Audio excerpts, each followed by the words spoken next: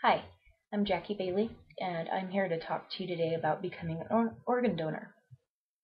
Many people wait for years for compatible organs to become available.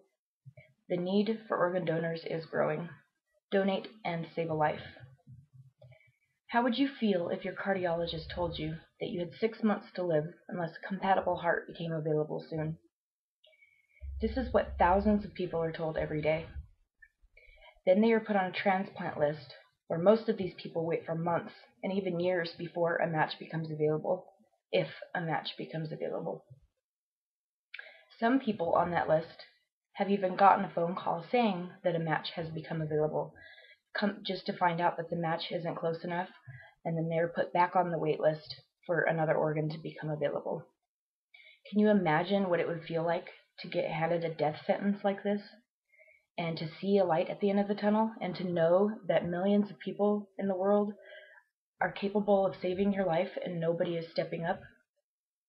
Many of these people waiting could have a happy ending to their story, but the grim reality is that many don't and many won't.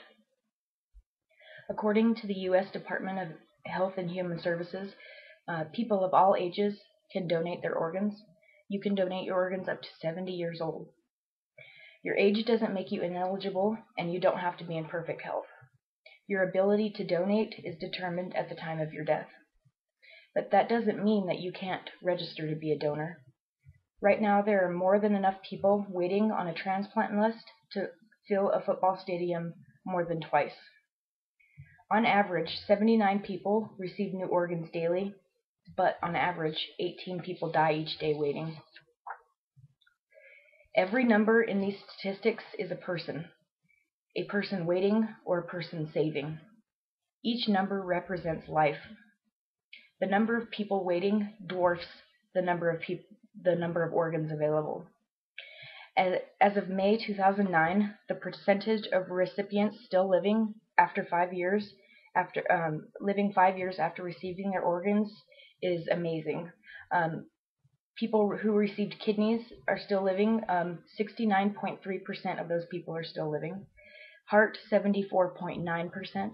Liver, 73.8%. And lungs, 54.4%.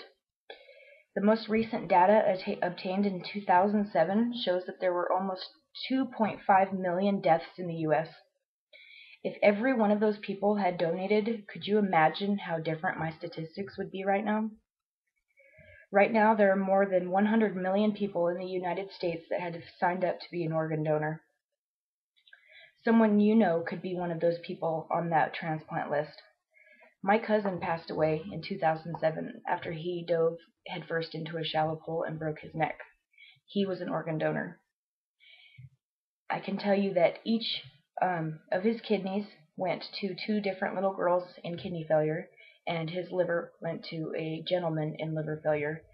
All of his tissue, right down to his bones and corneas, were donated and saved someone's life. The only organ that was not donated was his heart, because there wasn't a close enough match. His name is now on a wall in Salt Lake City. It's the National Organ Donors Memorial Wall, and I also have a friend on there as well. Today I want to show you the need for organs in Colorado and how you can become an organ donor. There are people all over the world waiting for new organs, but also right here in Colorado. They need our help, or they're going to die without their new organs. There are so many people waiting, and there are not enough organs to go around. In Colorado, as well as Wyoming, there are about 2,000 people waiting for organs. They're waiting for organs such as kidneys, heart, liver, lungs, pancreas, bones, skin, and even blood vessels.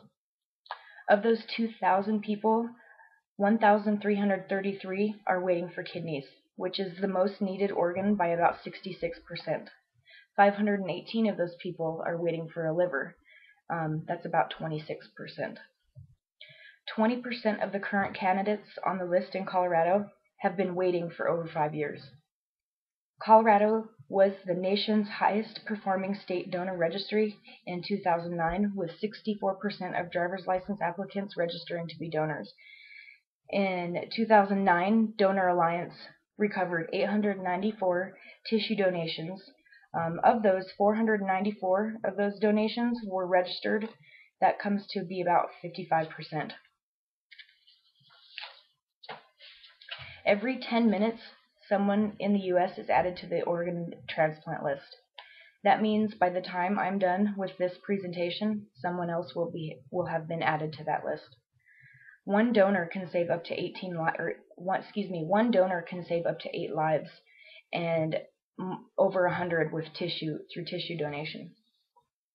I'm sure I have proven the need for people like you to become organ donors. You should be asking yourself right now, how do I sign up? Well, here's how. This is how you can make a difference.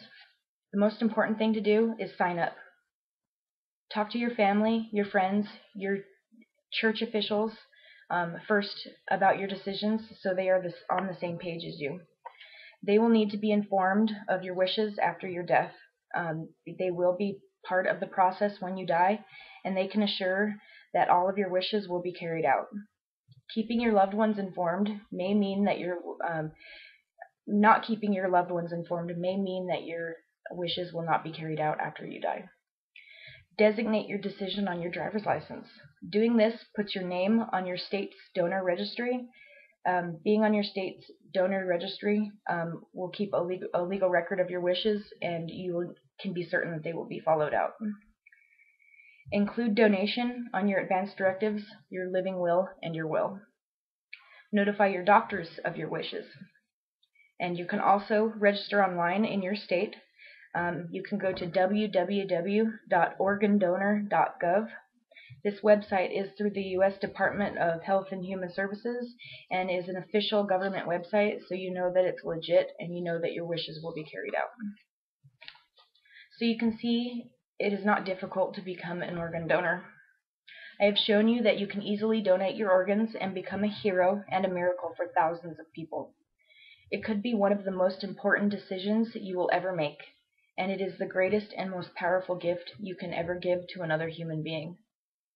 You are giving the gift of life. I have given you facts and statistics, including facts in our area and how you can make a difference. What if one of those people on that waiting list turns out to be you one day? What if someone you love needs the organs? What if you were told that you or your loved one may never see those organs because there's just not enough to go around?